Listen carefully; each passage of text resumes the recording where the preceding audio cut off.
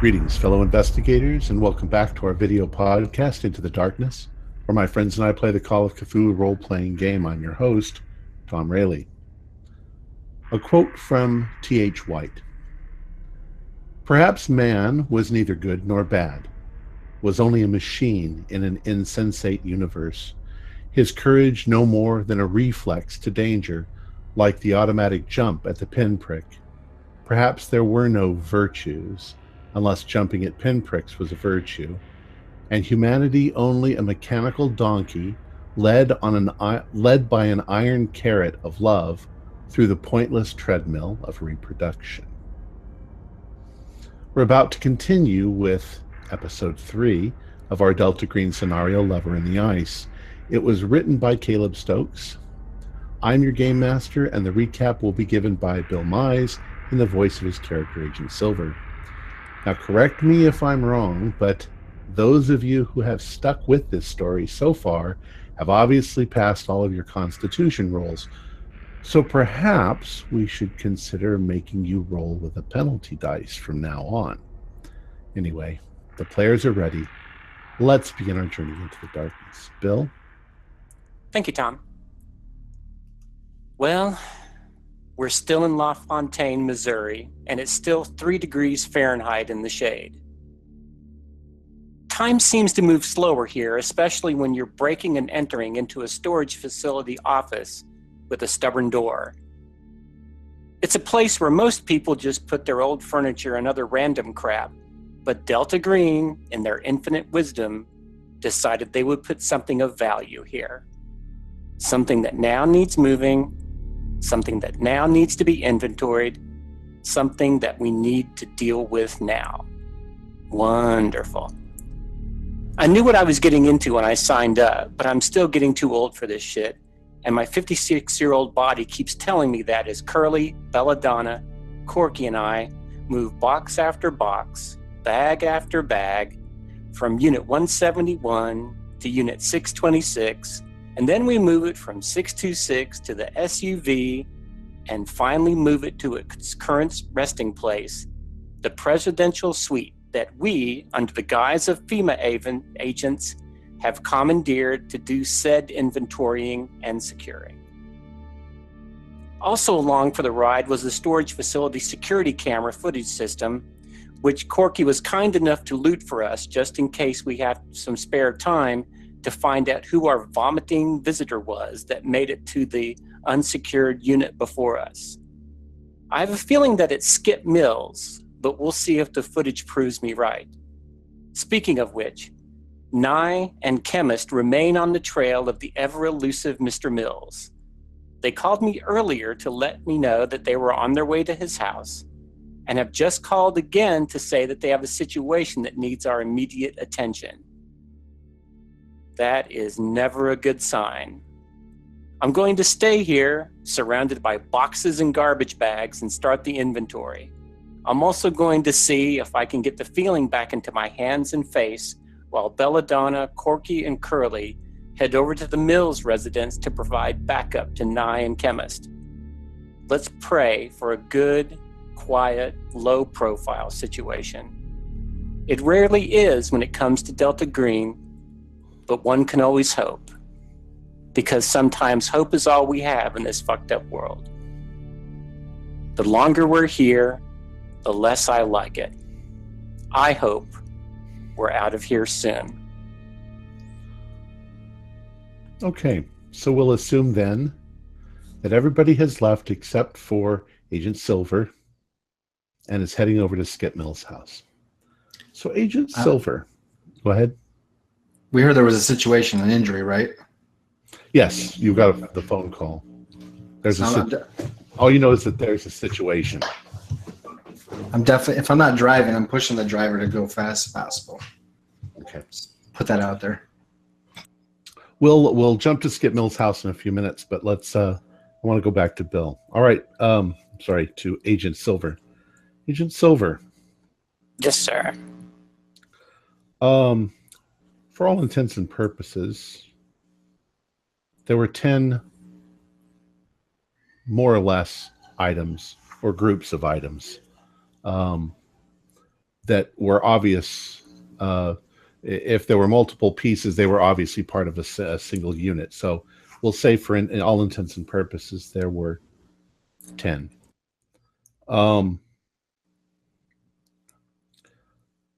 Do you still have the map of the warehouse, of the green box? I don't have it at my fingertips, I'm afraid. Okay. As I recall, you seem to have expressed some interest in a certain object in the room. Is that correct? I don't recall that. I don't. I mean, as far as I'm concerned, if we have 10 items, if I remember correctly, we numbered them 1 through 10. Okay. And, as far as I'm concerned, we can kind of start with number 1 and work our way to the bottom of the list, if you like. Okay. The first item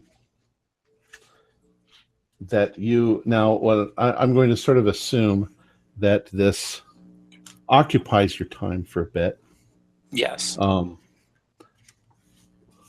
Until possibly the anticipated phone call from the others, like, get the hell over here. Yeah. All right, let's see. Item number 1 that you find, or that you look at. I believe. Find it.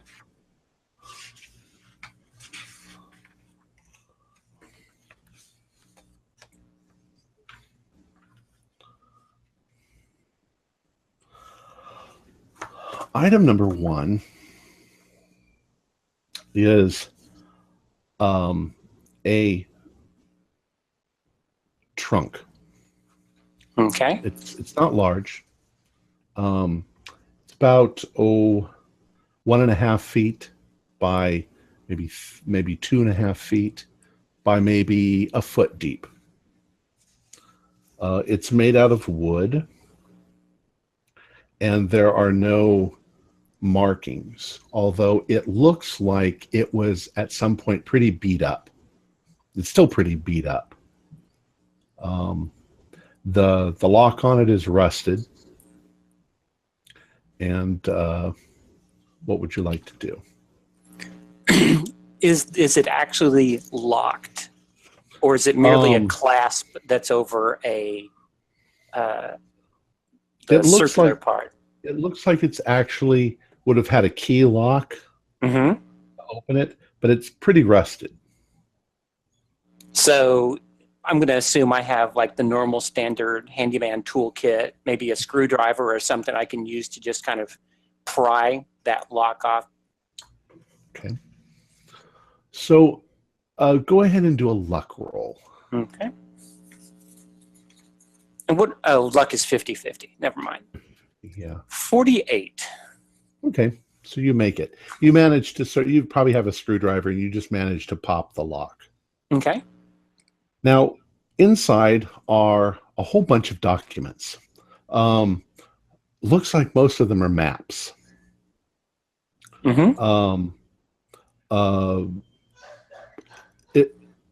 It takes you a few moments to realize that most of them are maps concerning Chicago.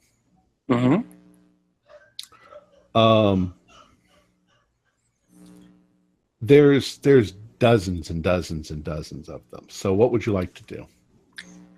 Giving a cursory look at the maps, do they all seem to be within the same time period, or do they start like say in the 60s and go through the 80s?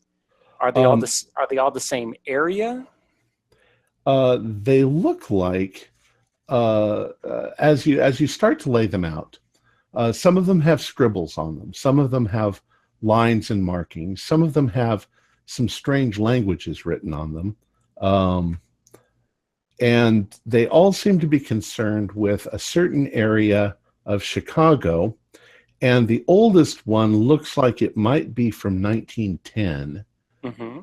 Let me give you a glimpse of sort of what you're seeing. Okay. There's also some photographs, like the one right in the center. Right, a postcard, right.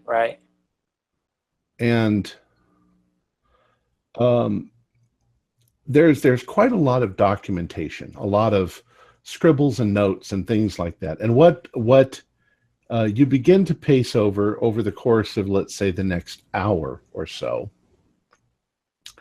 is that there was a fellow named Abner Leibowitz, and that he worked as a surveyor for Chicago, and he seems to have become obsessed with a building in the middle of Chicago called the Chambly Meatpacking Company. And like in the postcard, the arrow is actually pointing to it. The thing is that he's got survey maps from 1910, 1912, all the way through the 20s, and he seems to become more and more and more obsessed with it. And what you sort of get the impression of is that he can't actually locate it when he's looking for it on the street. He's taken pictures of it from a distance, but when he gets anywhere near where it should be, it doesn't seem to be there. There doesn't seem to be any way, any street, any road access at all to get to this building.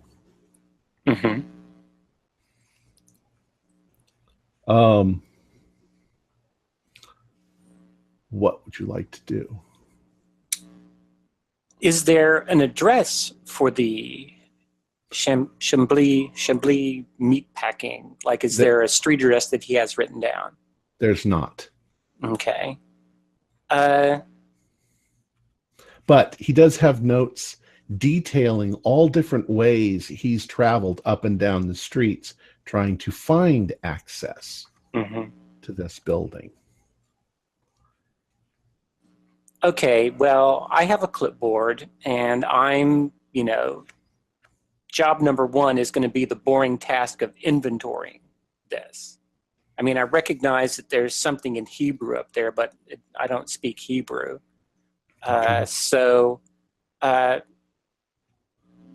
This really doesn't have anything to do with the price of tea in China as to why we're here right now. That I can, because, as far as I'm concerned, everything's fine over at the Mills household.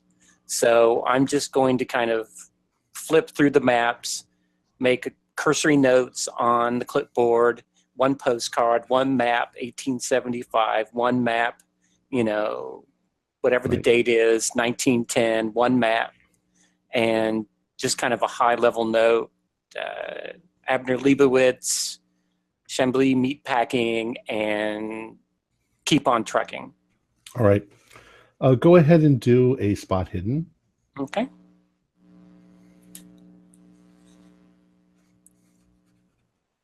Do we actually have spot hidden? Oh, call it alertness. Do an alertness. Oh, good. All right. Oh, I was not alert. The cold must still be getting to me. No, Tom, I think it's search, not alertness. Okay, we can do search. All right, let's try search. Nope, still not alert, still not searching. Okay. So you find only one thing towards as you're going through this stuff. You find a dismissal notice from the city of Chicago on grounds of conduct unbecoming a city official, and looks like he was ultimately fired. And this is 1923, so it's later into his incredible obsession with this. Do I have any idea when Mr. Leibowitz passed away, or do the investigations seem to come up to a certain year and then stop? From the information that you have here, it seems like the last sort of thing is 1924. That's the last map, and there's numerous little lines written all over it going trying to find this. There's a big red square that he's marked in, that he's gone all around, and what it says in the corner is the cattle tunnels. I shall have them now. And that's the most recent piece of information. Nothing else is apparent on what happened. No other official documents or anything. Examining the actual trunk, I kind of take my hands and I'm looking to kind of, do I sense a false bottom, a false side, any type of, anything that might be hidden, looking, maybe lift up the corners of the lining, anything of that nature. Go ahead and do another search. All right. Nope, still not making it. Still not searching efficiently. Okay.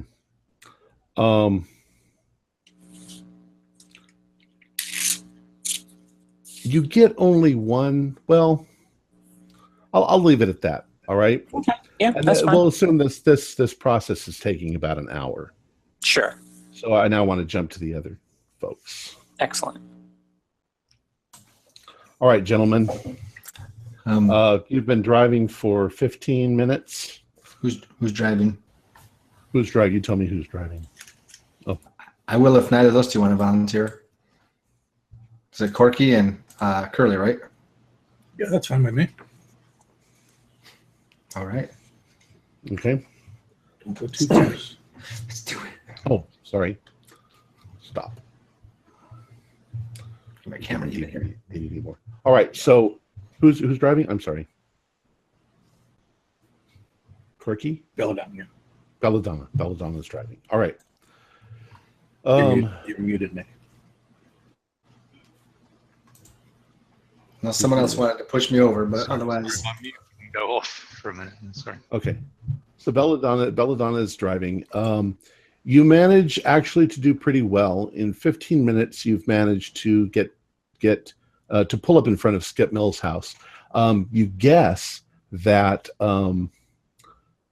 Agent Nye and Agent Chemist actually probably moved some of the logs and tree limbs out of the way as they went. So you had a much more clear way to get there. Okay. As you pull up, you see their vehicle. Okay. There. And what did we hear precisely from Silver? Just that they had a situation. Did we hear there was injury? Was that correct? I think I don't think we heard anything. We just heard there was a situation. Get over here, and we left. Okay. Right, because I think it was an Ask the unsecured. question. I think it was an unsecured line, so I Right. think it was just kind of very vague. When you Also, drove here. I closed the door before. Okay. Well, they said situation, so it's time to. Out of game. I think this is just Wayne and Corey's way of getting us to lose sanity. Oh, I'm ready to make that roll pretty quick here. We're just about to have it happen, but I get out and I ask for my duffel from the back seat or whatever, grab that, and with one hand there and the other on the sidearm, I'm ready to go in. But I'm not sure if you guys pack or not, or if who leads the way. But if not, she's gonna walk right up to that back door. Okay. I don't think anyone here is a pacifist. This is true. Okay, you're approaching the front door. Agent Nye, Agent Chemist, you're inside the house. You've been waiting about 15 minutes for them to arrive. What would you guys be doing while that was taking place? Oops. Well, I'm still going to be trying to stop the bleeding, but I'm also kind of looking around, maybe looking in the living room, see if there's any important, documents that are not sticky. I tell you to take care of your wound. I'll do the searching. I'll do the looking. Make sure that's clean, disinfected. Know what sort of parasite it might have spread through its pipe. Okay, then basically I'm in the bathroom, keeping my kind of keeping the wound, the wound clean, and while I'm doing that, I'm kind of looking through his medicine cabinet. Okay.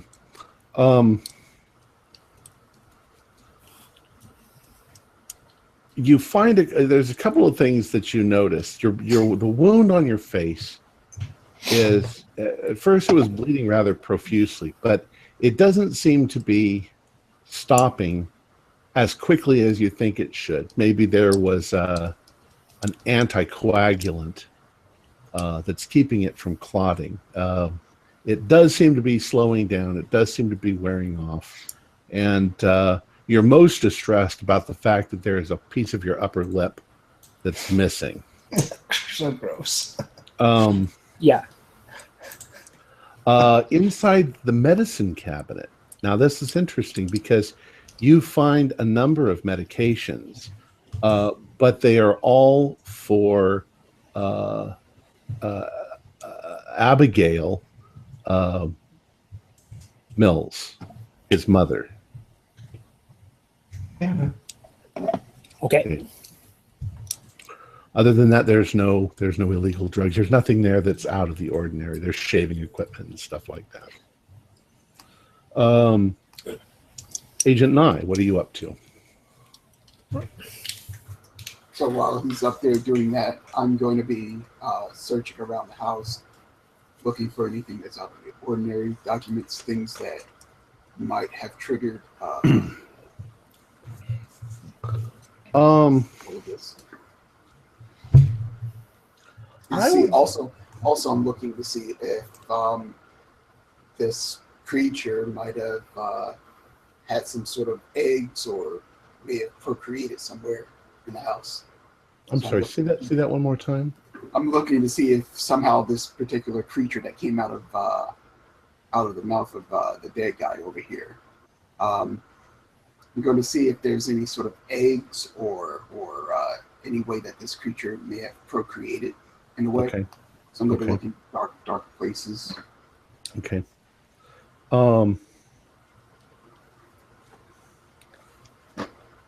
Well, go ahead and do a search. Nope, 89. Okay. Aside from the vast amounts of pornography and related items, you don't find anything like eggs or anything like that. And about 15 minutes goes by, and you can hear them park their car outside, and they're heading up. Jeff, are you stuck? Not that I know of. Oh, your little picture at the bottom was like, and it had been that way for a long time. He's thinking very hard. All right, so the rest of you are coming up the steps, and you can see that the door is closed. I think they thought it prudent to close that door. So, Knock. If I hear them pull up and I see them getting out of the car, I'll go to the door. And all right. Open it up. So just as you arrive just as you come up to the door, Agent Nye opens the door. Right here. Come on in. Okay, I got mine. And of course, what you see is what I've described before: pornography everywhere. Yes, mouse. I walk them into the kitchen. There's some Spanish swearing under her breath. Asian fellow down on. I see that you have. Do you have your gloves on? I think she's putting them on right now.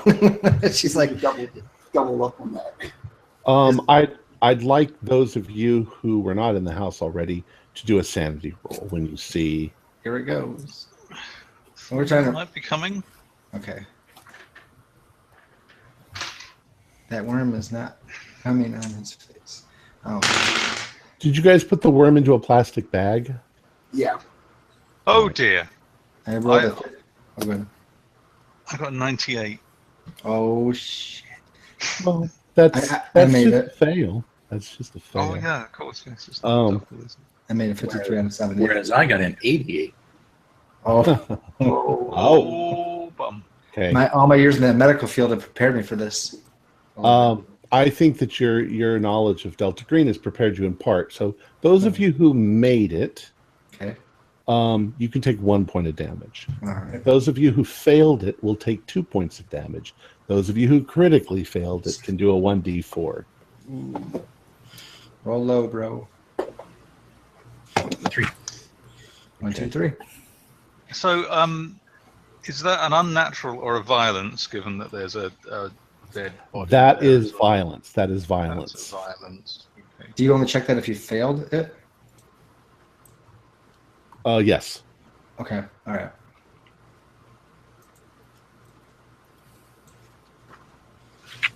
Some of you, especially like Agent Belladonna, you've seen blood and gore, so you're not that. Yeah, I'm just not used to seeing it indoors. It doesn't belong here. Oh, where'd that link go?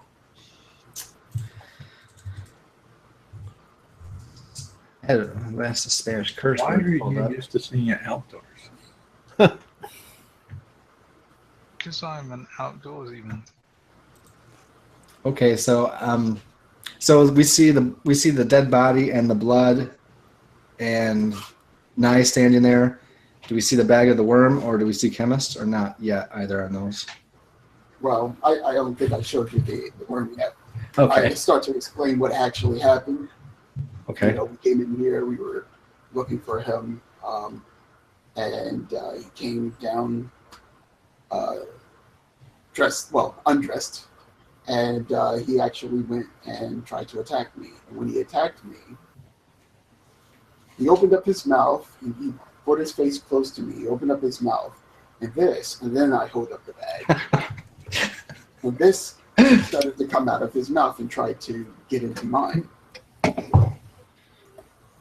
Chemist was able to pull him off of me, but we were struggling, and at some point he ended up on top of Chemist, and he held his mouth open, and this creature attached itself to Chemist's face. Now, of course, as you can see, this thing is dead.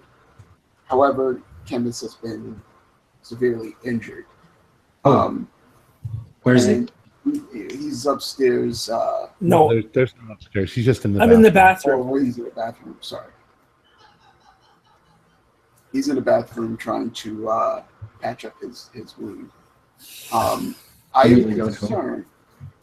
We don't know anything about this thing. We don't know how it reproduces. Chemist has been bitten by this thing. I think we should put him under observation. Shh.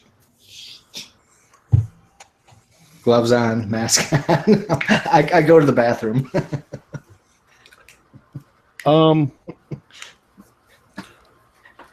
with those words in mind as well about being careful, quarantine, all that. Who has human intelligence at least 40 or higher? Human int? Yep. Not so close. I've got it at 60. Okay. Agent Corky, you're looking around the room, and what you begin to sort of deduce from the evidence at hand, all the pornography, is that there was a progression, that the lower layers seem to be normal everyday pornography, and they get more and more and more violent and bizarre as they build up, so to speak. So you can see that what started for Skip as sexual became violent. I see. And that he seemed to be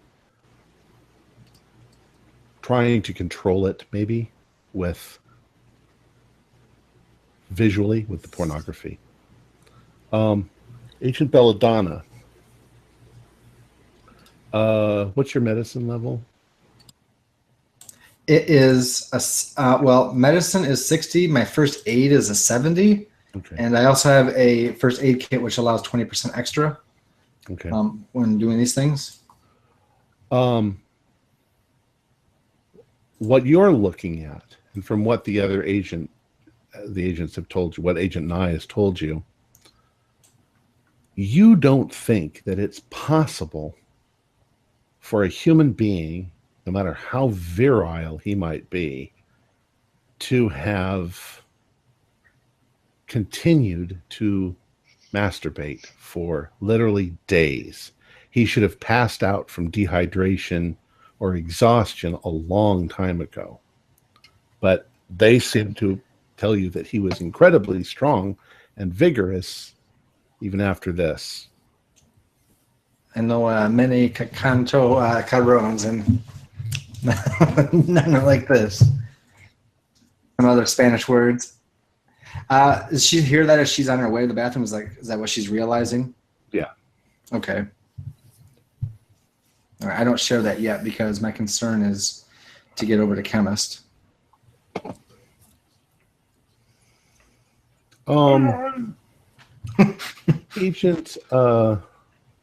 Agent Curley, do an alertness roll.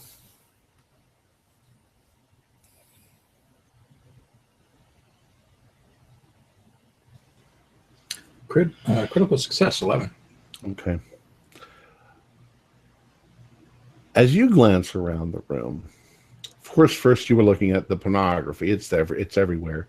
But then you began to sort of get beyond that and look at the house in general, the furniture, what you could see beneath the pornography or in between the pornography.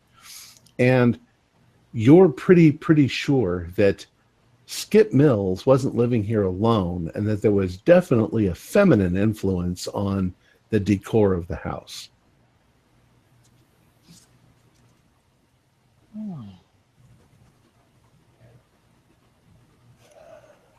Not in the pornography you're saying, but in just the normal. Before the pornography, the house would have been kind of feminine.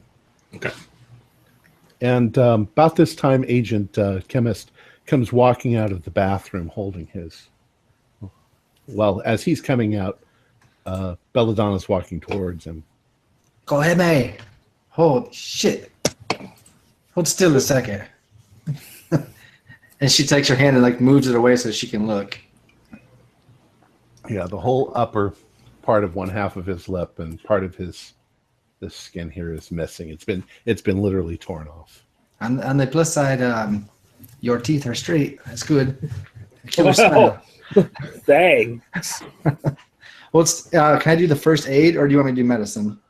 Why don't you do first aid? Okay. You hold still. Sit down. So she busts out a rather large first aid kit. IV fluids, medications. There's all kinds of narcotic stuff, stethoscope. A lot of stuff she doesn't need, but she pulls out the thing. So it'd be rolling at a 90 at this moment. Okay. I'm hoping that I do all right there. What kind of good drugs do you got there? Oh, you'll see. I rolled a 38. Okay. Should be under half. He's managed to stop the bleeding, although it still keeps, every time he moves a little, it bleeds a little bit more. Not moving. You can, Corey, you can, Agent Chemist, you can restore at least one hit point of damage. Okay. But you also know, Agent Belladonna, is that there's probably no recovering the piece that's missing. And he's going to need plastic surgery, and even then, it's not ever going to look great. You're going to need a skin graft from your ass.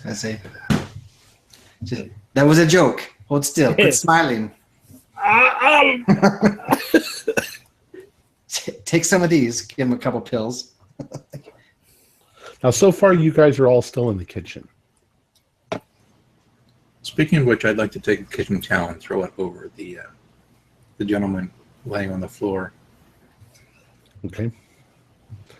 He is laying mostly face down at this point because and the back of his head's been blown open. I say thanks, Belladonna. It just No problem. I should ask Agent Curley, which part of the naked man did you cover with this little tiny dish towel from the Well, kitchen? just to clarify then, since you said he was laying face down, I'll put the paper towel over his shattered skull. Okay. That's decent. But you read my mind.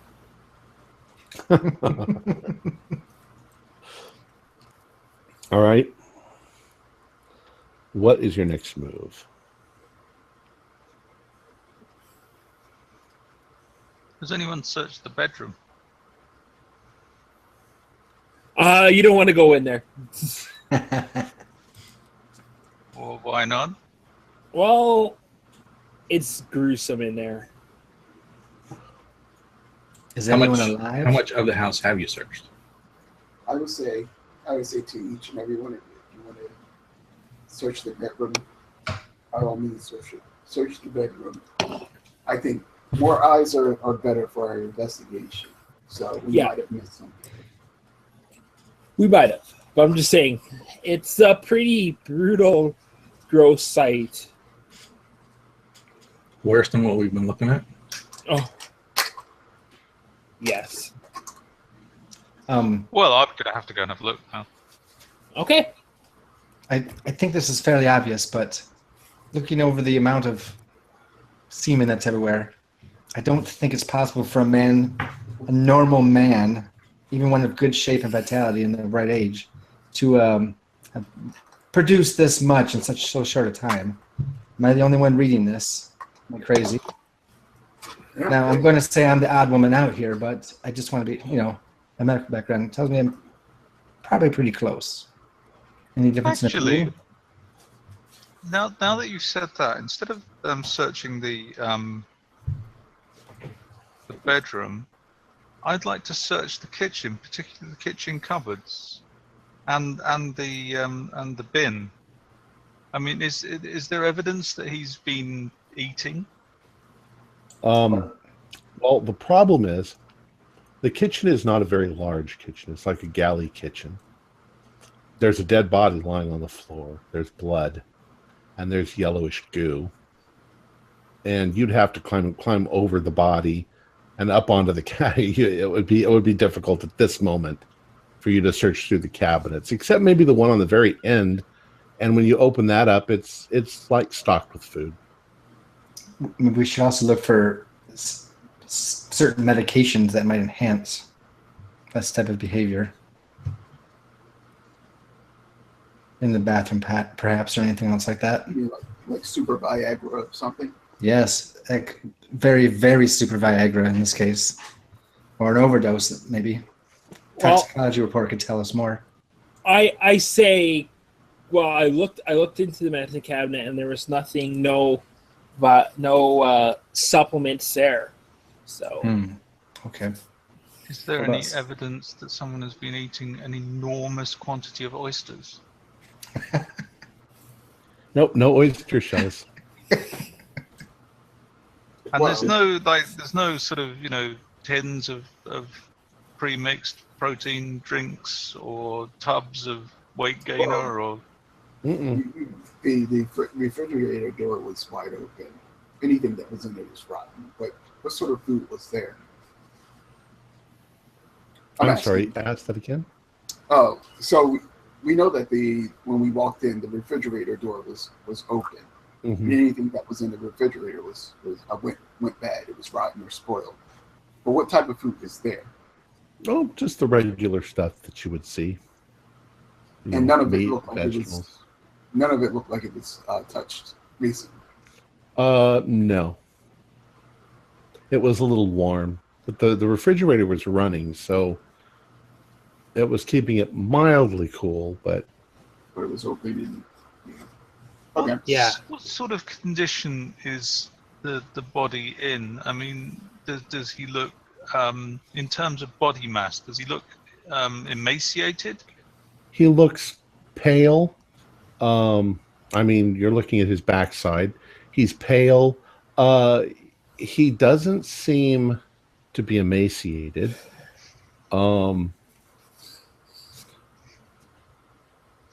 It looks like, from the smell of him, you wouldn't think that he'd bathed in a few days.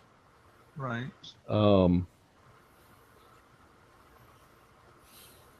How closely do you want to examine him? As closely as I can without actually touching him. Okay. Just a Um, visual examination.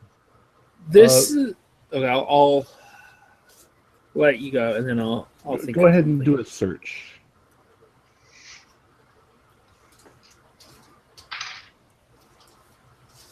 That's 40. Search is 50. Yes. There is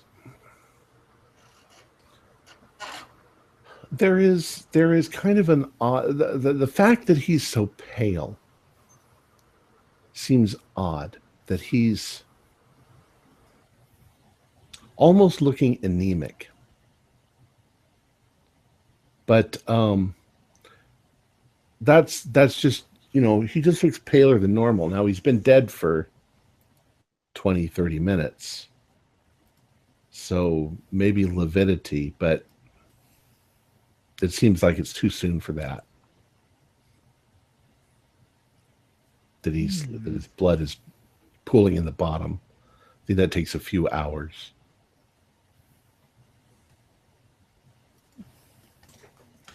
Well, if we had the time, we could do some tests on him. Is there time? Is there like a den or an office space? Basically, there's 2 bedrooms. There's the front room. There's a bathroom, and that seems to be about it. The reason I ask is you were talking about the feminine presence. I'm going to see where he would do his bills. I'm curious if I could find any mail or bill receipts that would show another name on the property. Do an intelligence roll.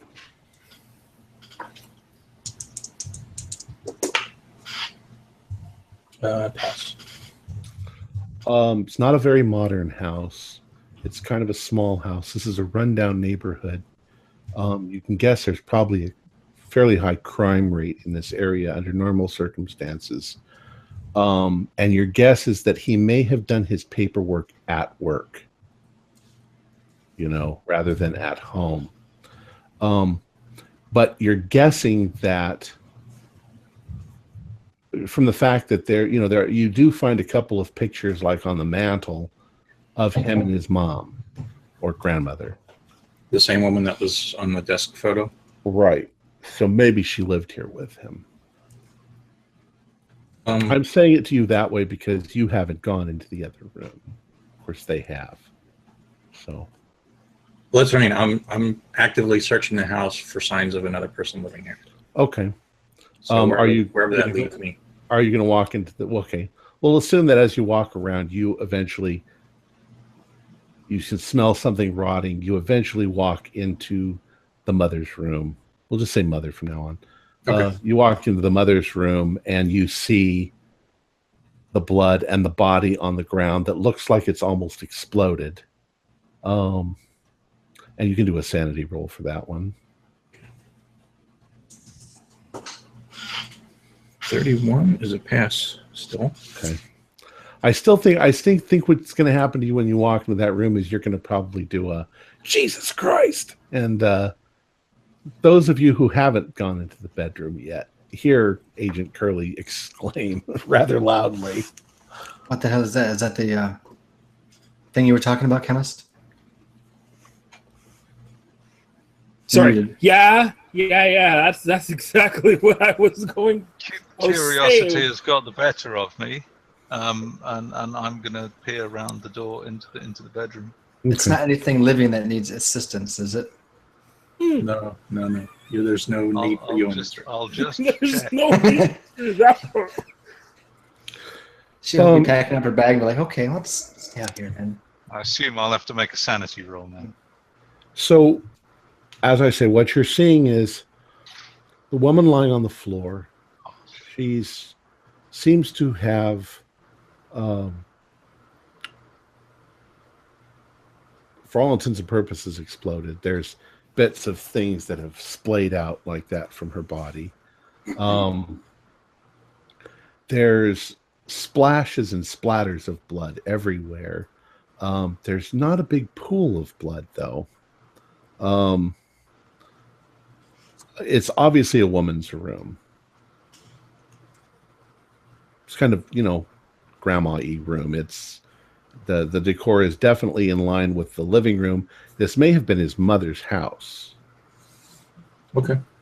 That you're in, and he lived here with her. Would we be able to tell the way you're describing it, the explosion was from within? Well, yeah, if you want to get closer and examine it more thoroughly. I guess, let's see, do I have forensics? I have some skills in forensics, so forensics. I'm like looking at the blood splatter, was it a shotgun blast, or was it one of these creatures that was in her stomach? Well, did you roll? Go ahead and roll for forensics. Yeah, It was both. No, missed it by 8. Okay. Well, you can't really tell. Things look very odd about the body. But go ahead and also do a search as you're looking around. Regular pass. Oh no, Right. that's a crit. 33. Oh, excellent. All right. It looks like she may have somehow been pushed up against the wall. What you're finding is a handprint, what looks like a handprint on the wall in blood. But when you look at it closer, it's too big, and it's definitely not a human handprint. It's different. It's human. It's humanoid, but it's definitely not got the shape and feel of a human handprint. You also notice that there are drips on the wall, drips on the floor, leading across towards what looks like the closet. Although the closet is open, it does look like a lot of the clothing and stuff has been knocked on the floor.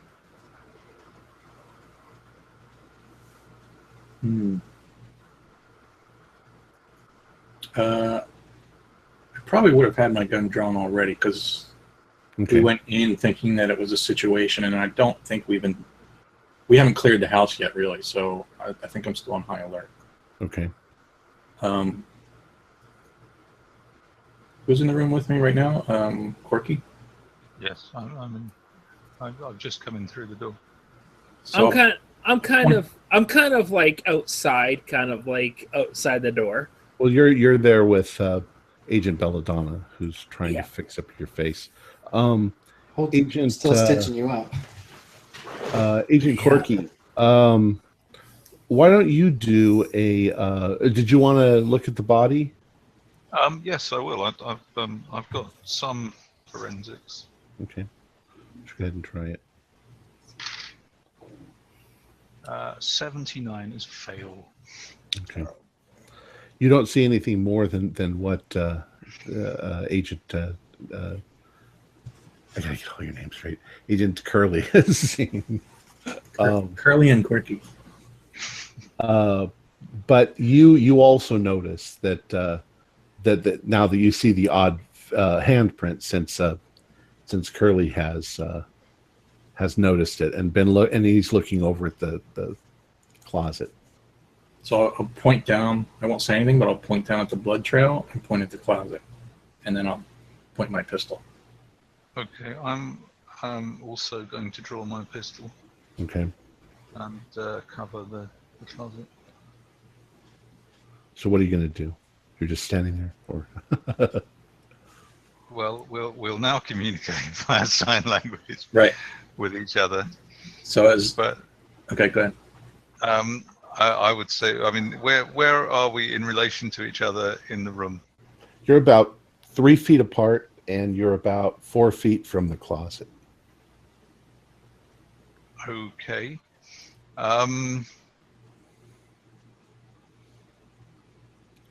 Corky, you're about 7 feet from the closet. Curly, you're about 4 feet from the closet. Okay. Is Curly also covering the closet with his gun? Mm-hmm. Yeah. Okay. I'm gonna pick something up, some sort of piece of old lady ephemera or objet d'art. Okay. Anything that comes to mind, like I don't know, a vase. Okay. Or There's a vase. a jewelry box with a small ballerina inside it. And with one hand covering the closet, I'm just going to sling the vase into the closet. Okay. Do a luck roll. Or, yeah, do a luck roll. Is there luck? Oh, it's just 50-50, isn't it? Yeah. 43. Okay. The vase hits the back wall of the closet and shatters. Nothing happens. Although do an alertness roll.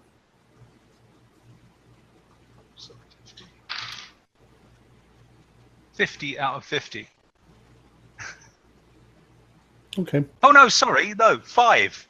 Sorry, my mistake. That's a 5. That's much better. Nice.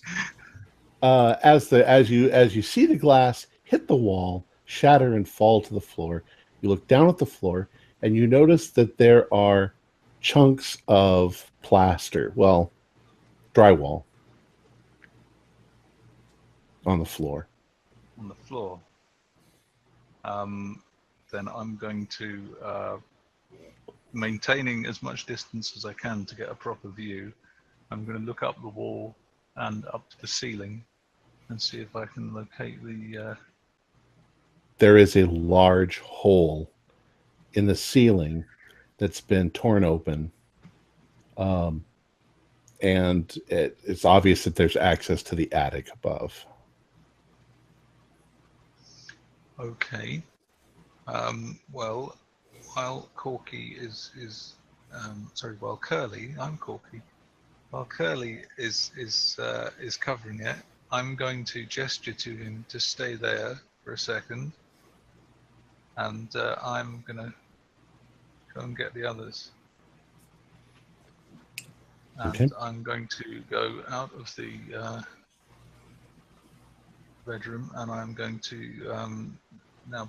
Belladonna is still patching up Chemist, so I am going to just gesture to get the attention of Silver and Nye, and just with my gun out like this, I'm just going to gesture to them to come into the bedroom. Okay. All of us, or just Nye? No, I'll let you get on with fixing Chemist's face for now. We're obviously we can see you though, right? You're just like. Yeah. I think you're right outside the bedroom door. Yeah. Yeah. All right. So the others, are you? You tell me what you're going to do. Are you going to go in the room?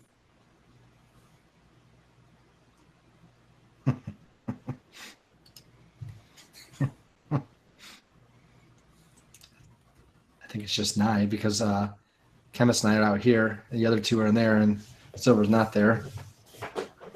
Oh, is he not there? He's still in the hotel room. I do beg your pardon. Okay, so I've just gestured to Nye then to come into the bedroom with me. Nothing funny. You know. It's nothing funny. And I'm going back in there.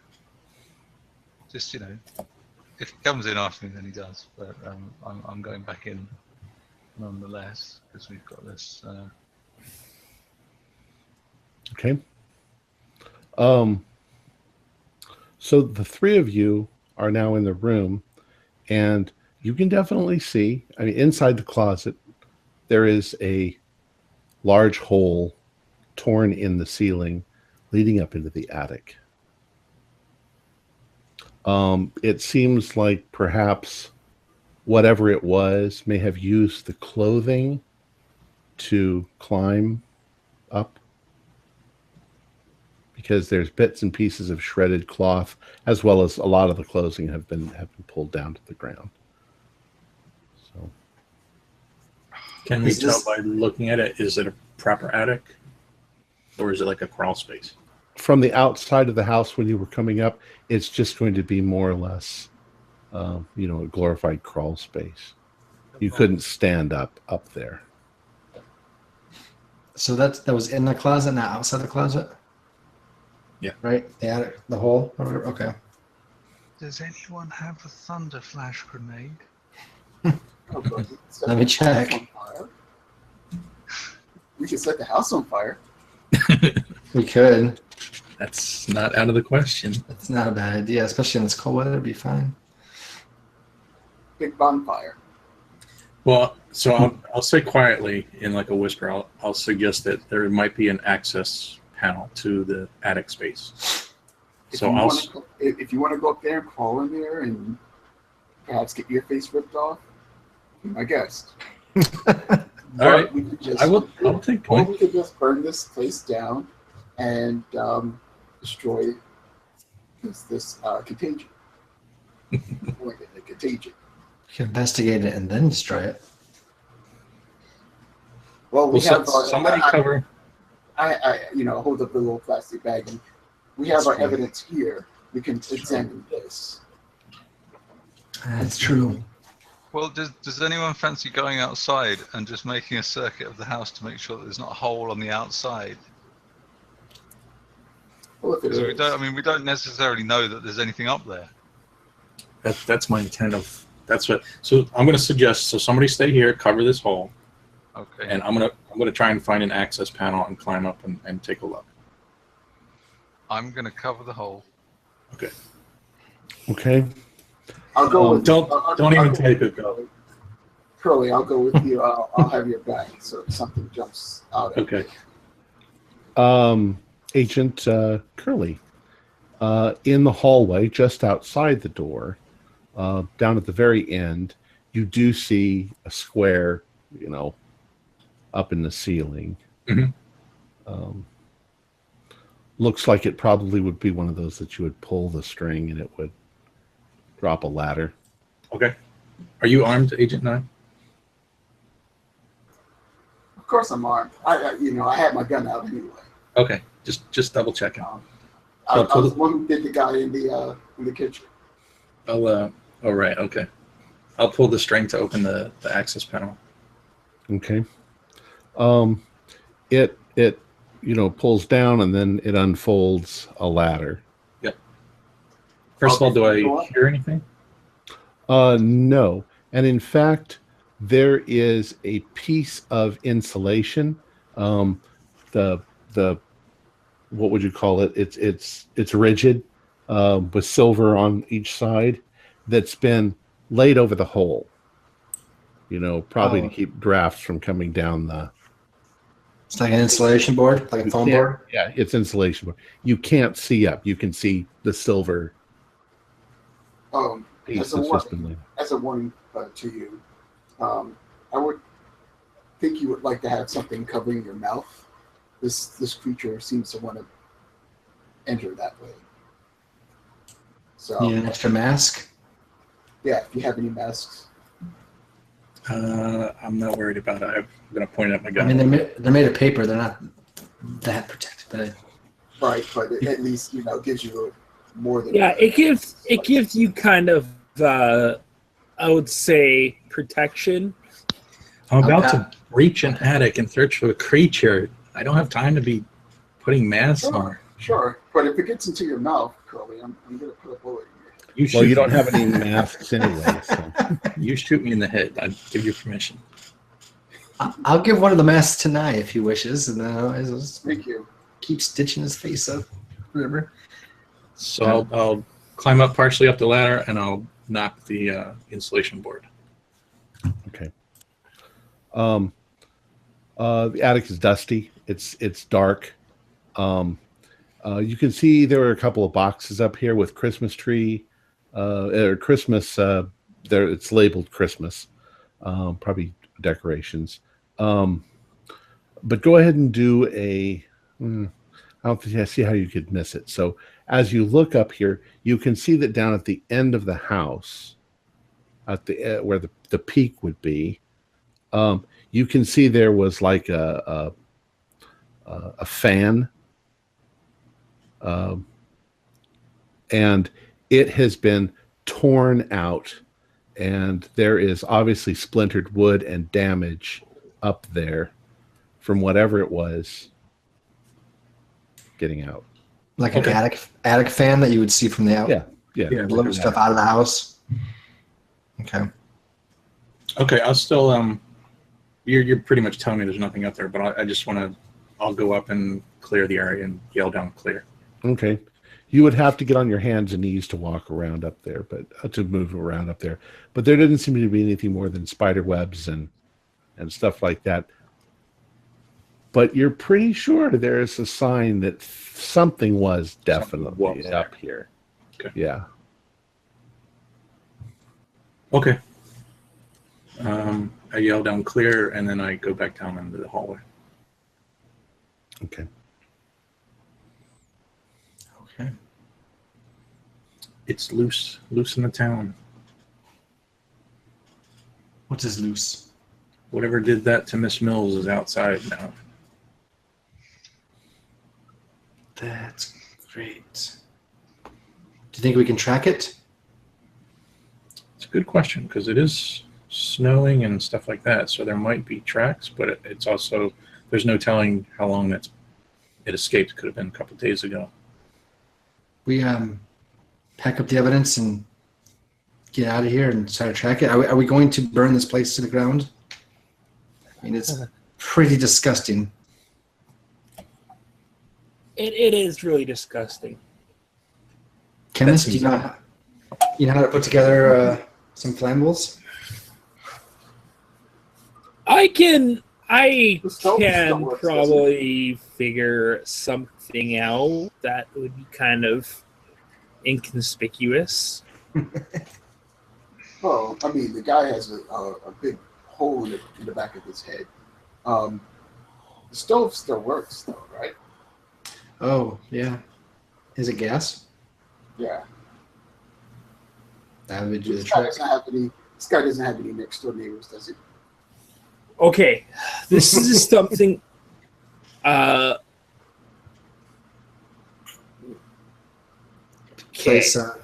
Place all the bodies next to the stove so that you get blown apart easier and light it up.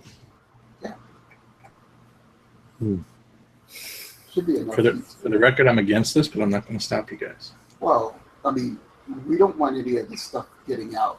We don't want any of the evidence of anything crazy getting out. Yeah, we don't want to potentially destroy something that we might need to come back for later, though.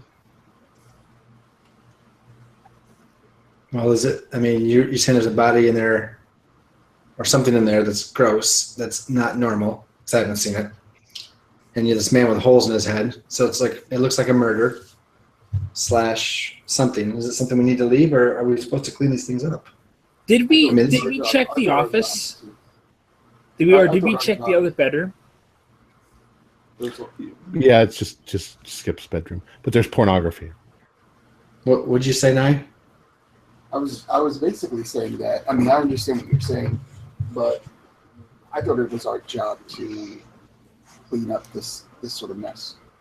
We can take some pictures, and then I mean, yeah. I mean, we could take the time to take pictures and thoroughly go over the house before we burn it down. But I think that we shouldn't let this stand. We could have missed something. It could be something small that none of our eyes detected. And, if we let it loose, then it's on us. I'm going to agree with Nye. Also, this place it's full of disgusting elements, chemicals, and alien particles. I mean, it needs a purging. Yeah. If nothing It else. does.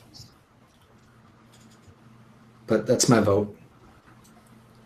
I start packing up my medical bag. Am I done stitching the chemist up by this point? Well, while we're at it, why don't we take some blood samples from the victims? We can do that. Chemist and I can take care of that.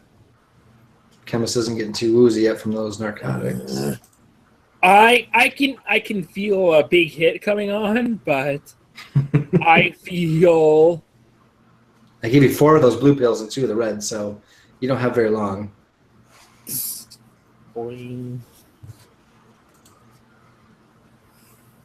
Okay. I gave you only red pills, so you're coming out of the matrix pretty soon. All right. So, are you going to you're going to take some blood samples from the bodies? Yeah. Yes. All right. Also, this is just something else.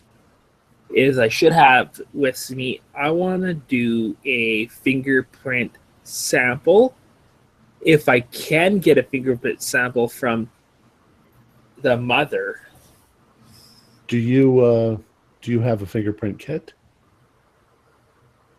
I don't think it should be that hard to make. I have all chemical stuff, so. Is there any Scotch tape or something like that around? And we can use powder and Scotch tape or something if needs be.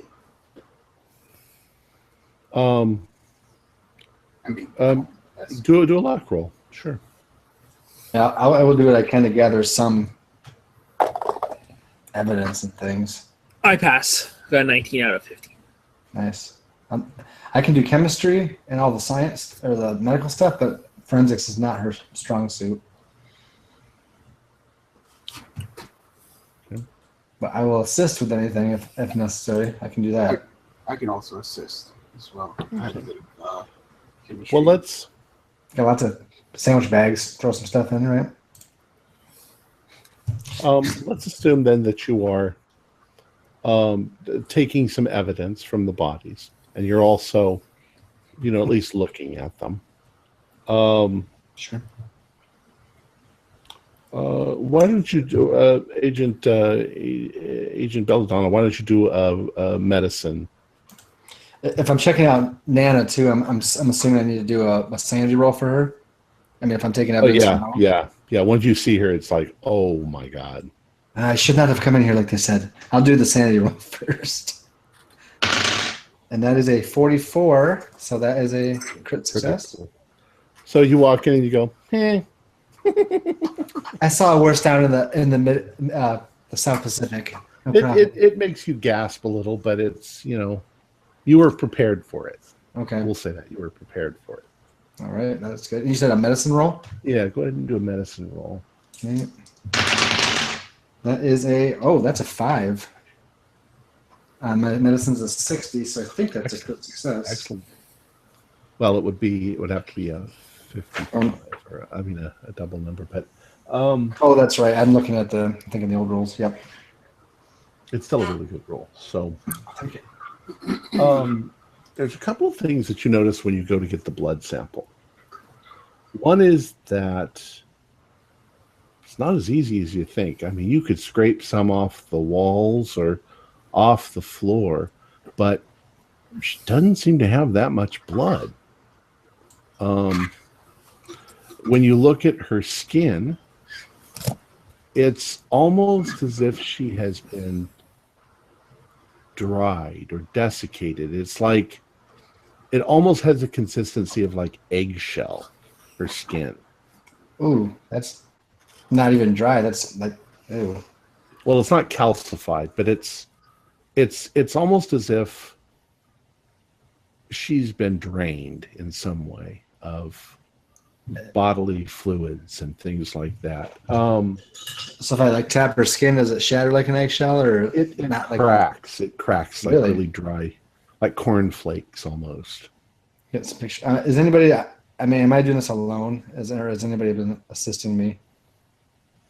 I think Dr. Dawkins, Agent Nye is assisting us. Okay. Look at this. I like show him legs like crack. She's a dried up old bag, but more. Well, that's too.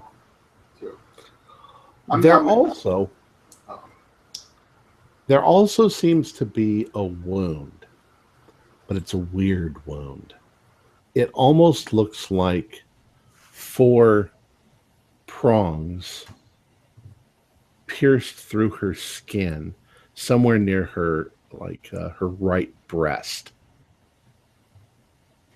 Okay. And like on the upper part, like where the heart. Yeah, would be, like here. Yeah. Okay. And is the one going inward or outward? Inward. We getting some pictures of this? Okay, sorry. There are traces of yellowish sort of goo. And other than that, I mean, it's horrific. It something came out of her. You're pretty sure that something tore its way out of her. I'm gonna be taking photographs while he's okay. And I'd like you to do a sanity roll, Agent Belladonna, and it's for violence. Okay, so another sanity roll for her. All right. Oh, because of the violence was under. Okay. That is a 75, so I failed. Okay, just 1 point. So I check the violence box too. Okay. Yeah. All right. I definitely want to make sure I'm pointing out we saw the wound. I'm pointing out the eggshell skin. Make sure he gets a picture of that, like before and then after tapping to see like the damage, and then some of that goo that's coming out of the wound. Mm-hmm. I definitely want to get a sample of that. Okay. Because it looks like the other goo that's around here, but I'm not going to assume that it's the other goo that we've been experiencing.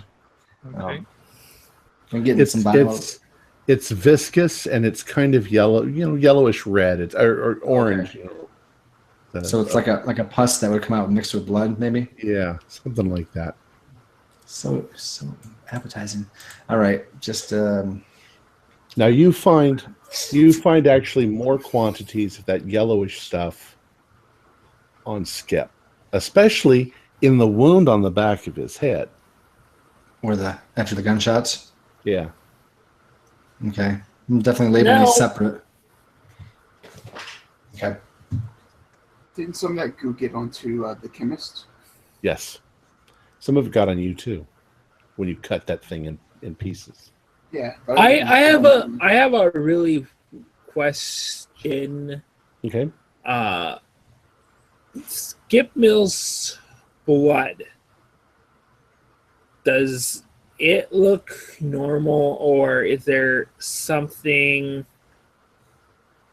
else in the blood? Well, you can't see anything with your naked eyes. You'd have to examine it somewhere else. So you'd have to have a microscope or something like that. Other than that, it looks yellow. It looks red, like blood. But there's definitely yellow goo wherever you see the red goo, the red blood. Because here's what I was thinking. This thing was inside of him. Maybe it was hatching eggs inside of him. Well, I hope not, but you'd have to cut him open to find that out. And that's the reason I'll do it then. House down. I'll take a knife and I will. Let me step away first. Thank you. I've done surgery, but I'm not properly dressed to get any kind of splatterings on me. I will actually turn him over. Okay. Actually, no. I don't. Then, if we are we burning down the house or not? Is he still erect? By the way, just curious. I'm sorry. Is he still what? Erect. Which who? The chemist or the body? The body. The chemist. I'm saying probably had some drugs. Skip is you haven't rolled him over yet. Are you rolling him over? Well, chemist? I basically ask, are we burning down the house or not? Yes. I'm for burning down the house. Okay. I vote for it. Then I'll turn him around. Okay. When you flip him over, no, he's no longer erect. There's no blood pressure. So, however, his eyes are open, and there is a look on his face of absolute. It's like he had been struggling with something on the inside. He looks not like he's angry, but like almost as if he's pleading with you. And his face is frozen that way because that's the way that he died. And I'd like you all to do a sanity on that one because it's very disturbing. A pleading look? As if he was apologizing. Hey, I passed. Not by much, but I passed. Passed with a 30. 12, that's a pass. Okay. And One or 2 points. Pass, fail. 1 or 2 points. And that can be towards violence, I think. If you fail. Because basically what I'm going to do is I'm going to cut him open. Stepping back. If we're going to burn down the house, it doesn't matter. But if we're going to leave it, then I'm not going to cut him open. That makes sense. I think right now we're 3 votes to 2. I hate to have us not on the same page, but we can talk this out if we need to. Curly, Corky. Well, so I'll just make my case in that. Sure. I understand your point, but number one, we're supposed to keep a low profile. So if we burn the house down, there's going to be cops, there's going to be fire engines, there's probably going to be an arson investigation. We don't know how many neighbors have seen us or our cars drive up here.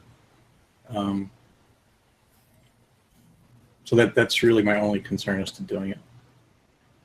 And really, to what point? Like, what are we trying to? Are we trying to contain something, or are we trying to just hide the evidence? Or I think there's nasty things that need to be burned, and I mean, I don't know when these bodies are found. Like, what other medical examiners? What are they going to conclude from Nana in there? What if this creature has laid eggs inside of these bodies, and the medical examiners bring them to their autopsy room, and these things hatch?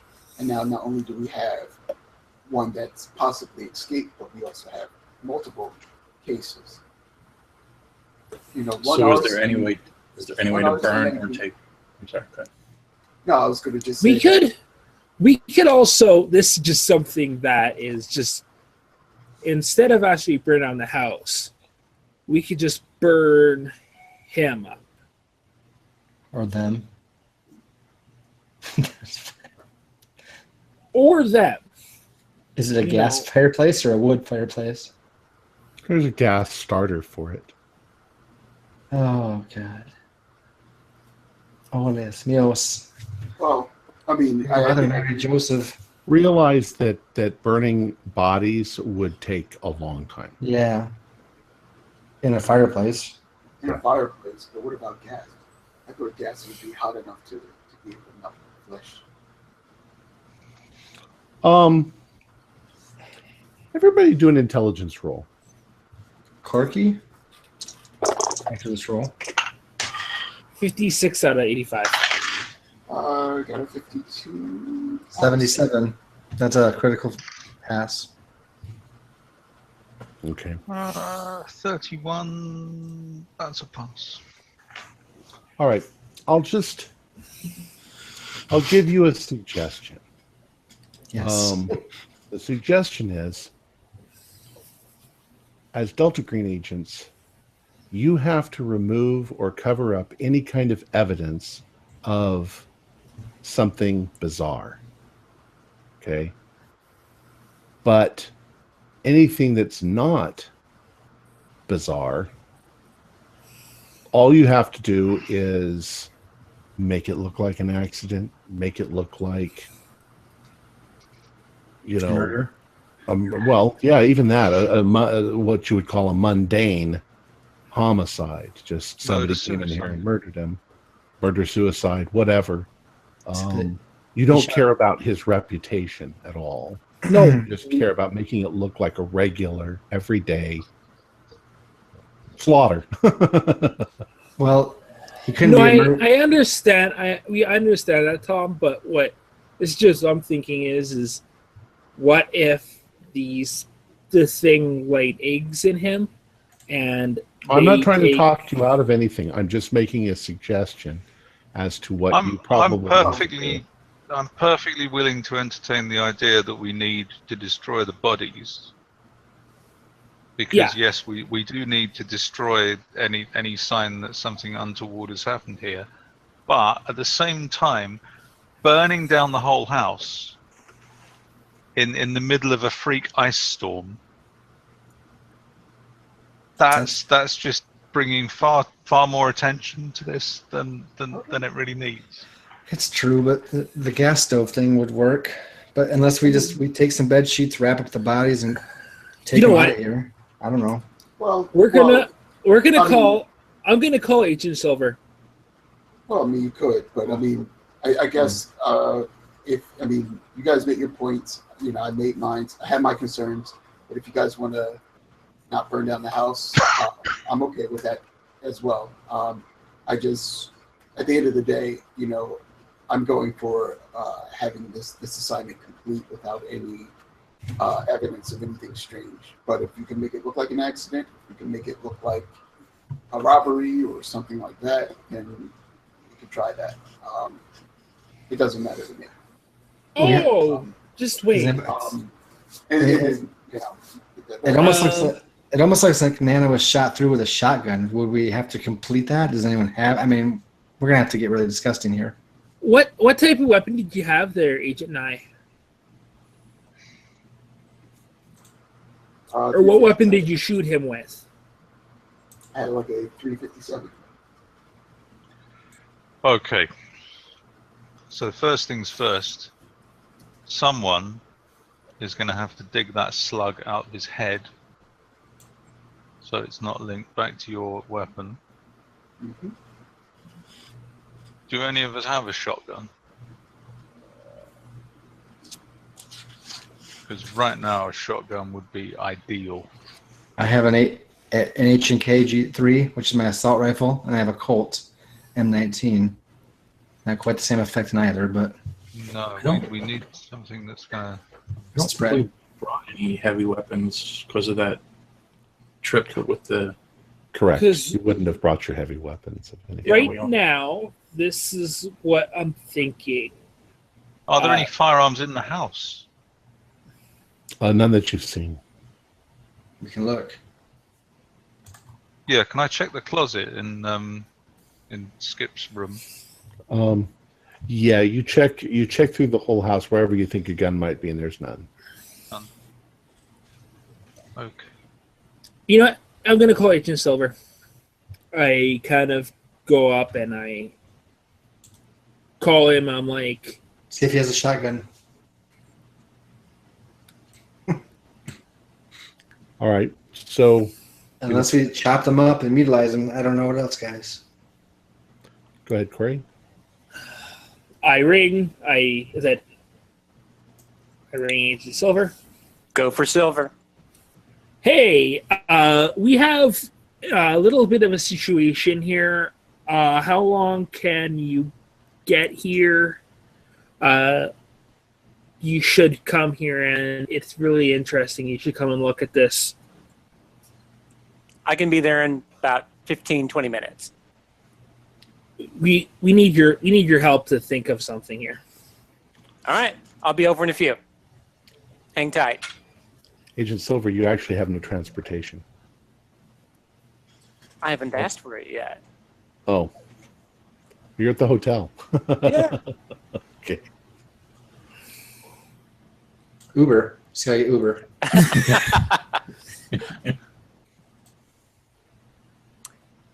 So I will go down to the lobby and see if I see any first responders, other FEMA types, somebody that I can commandeer a vehicle from.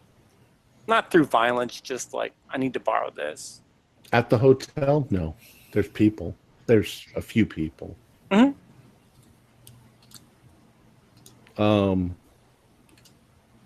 All right, let's say there's a businessman that's there. Well, he's not really a businessman, but he's just a guy hanging out in the lobby.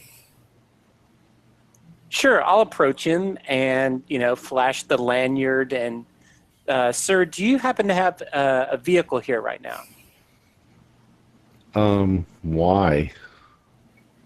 I'm with FEMA, and I've just received a call from one of my fellow agents that I need to go to a certain part of town, and some people need help.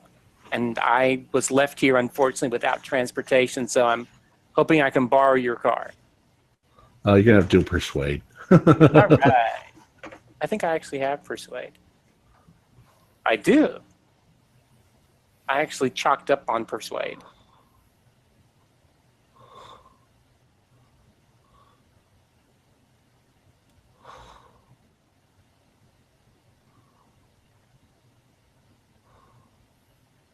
Oh, God.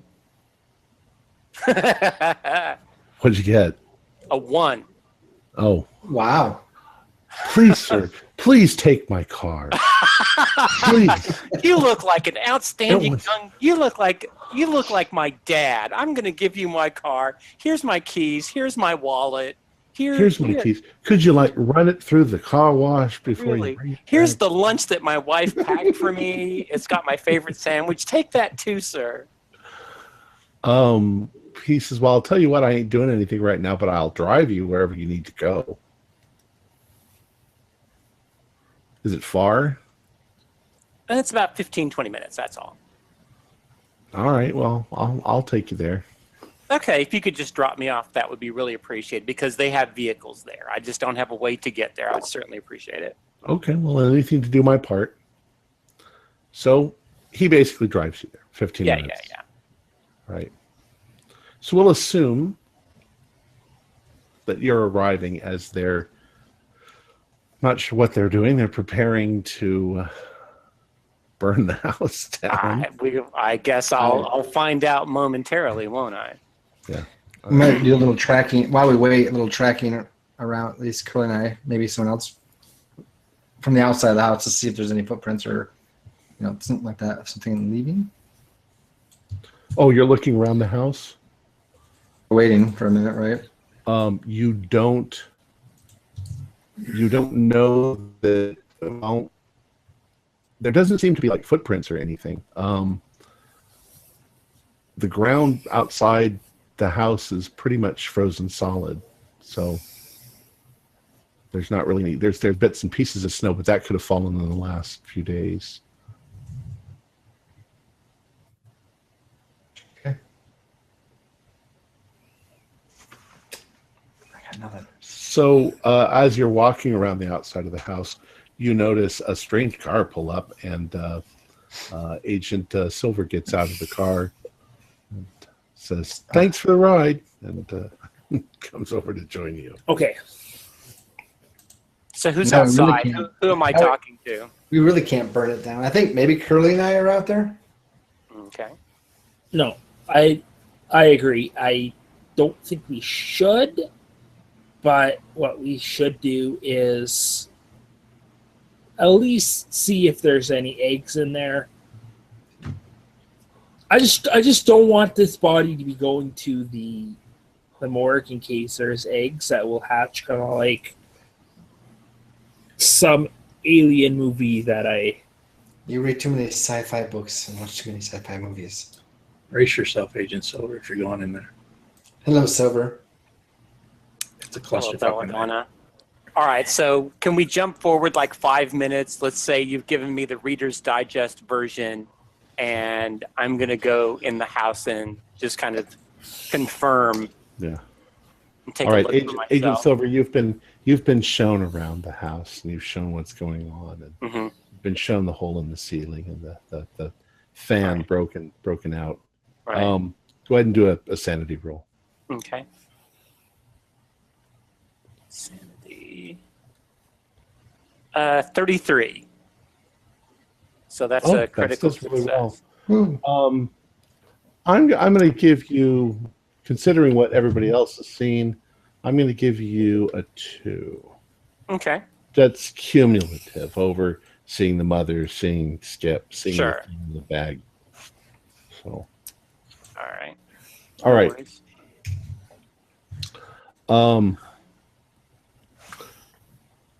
So I assume that at the moment, Agent Chemist is going to vivisect.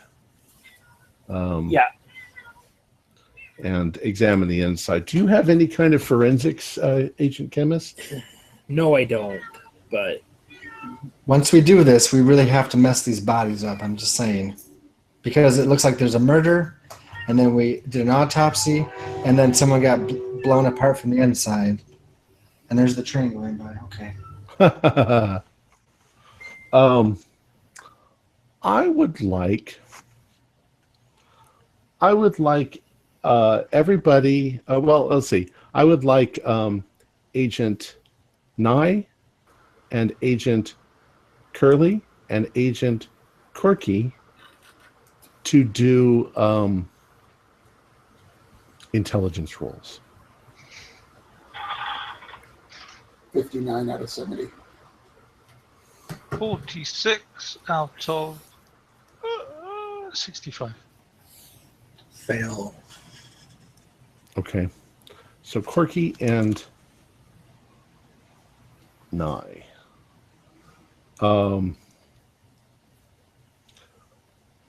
The rest of you, I would like you to, for just a few moments, take off your earphones and not listen to what I'm going to say to them. And I will give you the thumbs up when I'd like you to come back. Okay? Okay, give me a second. Including me, because I failed, right? Yes. Yeah. I want only Corky and Nye to hear what I'm going to say. I'm going to keep my headphones on when I'm going to mute, so I'm not cheating. Okay. Kitty. All right. So none of you, only Corky can hear me. Only Nye can hear me. Yep.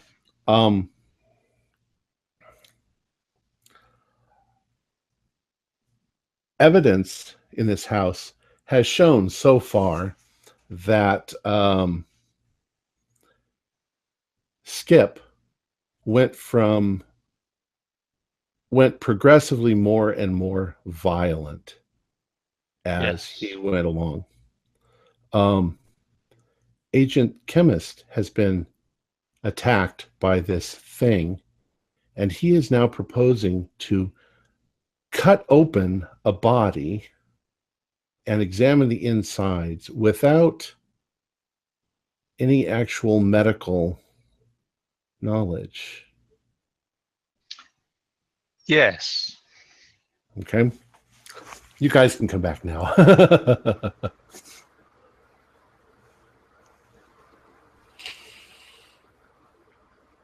All right. So, Agent Chemist, are you there?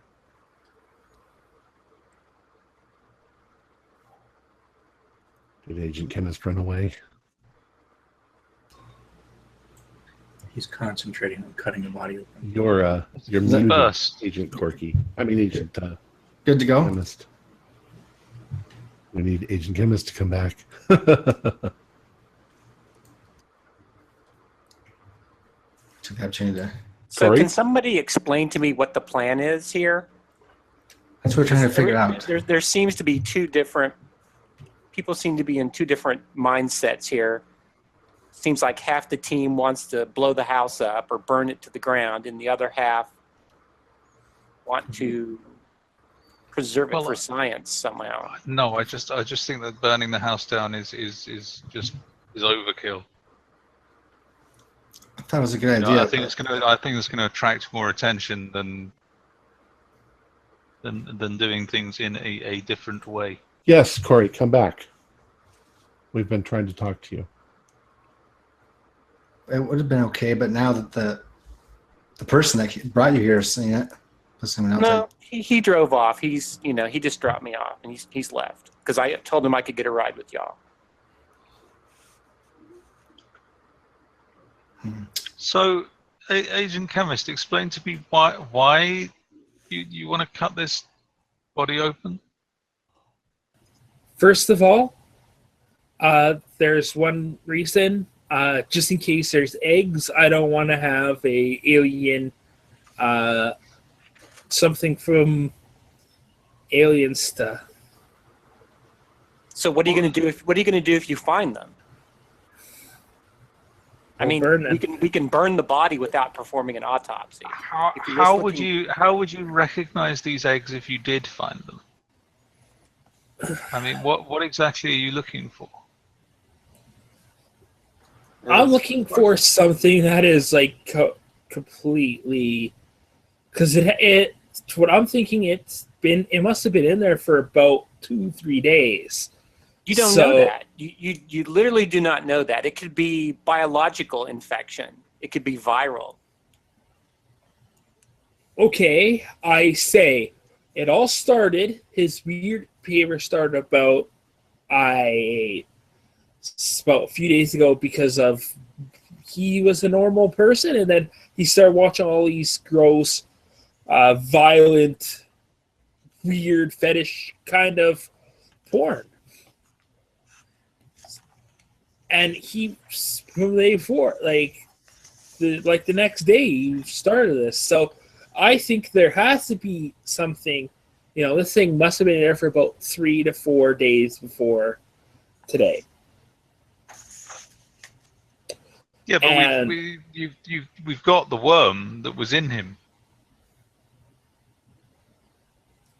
Where I don't know, where have we got the evidence that there's going to be eggs? I mean, now that he's obviously this is like the vehicle for something, yeah, but we don't know that it lays eggs. I mean, I don't think we have to cut the body open if you want to be careful and make sure that there's no risk of contagion. But the thing we just need to destroy the bodies. Yes, and we need to remember our mandate here. We're here to secure the locker area. The things, this is weird as hell. I understand that, but it's really not on our agenda. We need to basically either obfuscate, cover up, divert, distract, and then secure all the items in the storage and get the heck out of here. I totally understand our objective, but I don't want the thing or whatever in case we do find Casey, they do find the body, that there's going to be, massive, this alien thing eggs can hatch, and then I don't want to have people jacking off and doing this thing like Agent Skip has. Speaking of Agent, I'm sorry. No. Go ahead. I was just simply going to ask, what did you guys find at the facility, the locker facility? Did you guys find any evidence on what might have? Not really. I had just gotten started on the inventory, and so far all I've found is old maps of Chicago and an old man who was obsessed with a certain property in Chicago. And then, I was kind of going through that. So that's only one box out of, let's say, 10 boxes. So, again, once we're done here, we're going to need to go back to the presidential suite and inventory the other 9 items. Now, whether that's connected, we also probably want to take a look at that footage and see if Skip was our visitor once the lock was breached. I think we've got a lot on our plate here. Let's put it that way. All right. Well, yeah, I totally agree. I'm just saying, I don't want to have an alien invasion, an alien thing like that. So Do it. Is Skip's car at the house? It is. I believe we've seen it. We've seen the car. Well, then, yeah, we Yeah, let's use Skip's car. yeah.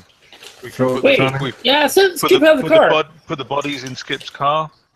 They have an accident and they burn. Yeah. Okay. Whether you vivisect them or not.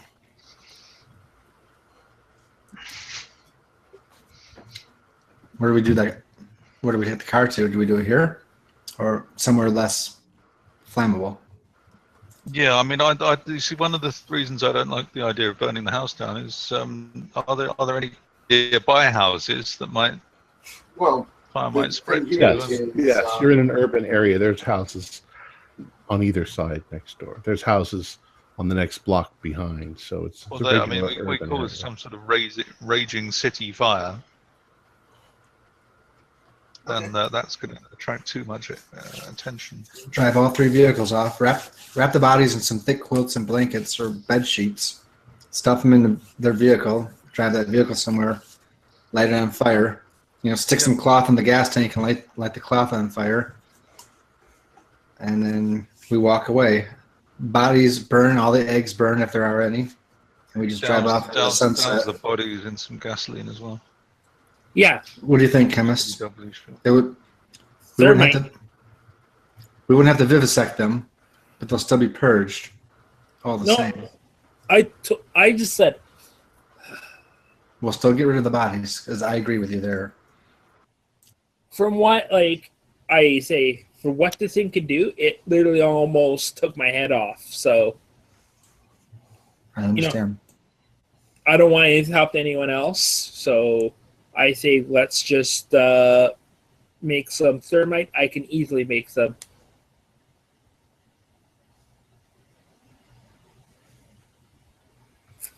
So what are you going to do, Agent Corey? Agent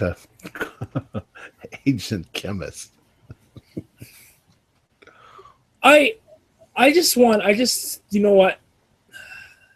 I think I am going to make some thermite, but before that, I want to just see if my theory is correct. And I kind of take a knife and I cut his arm. You cut his arm? No, I mean make a horizontal thing around kind of So describe what you do. You've got a butcher knife in your hand. What do you do with it? I take the knife and I kind of make a vertical cut around his on his arm, like this. You're going down like this, like that. All right.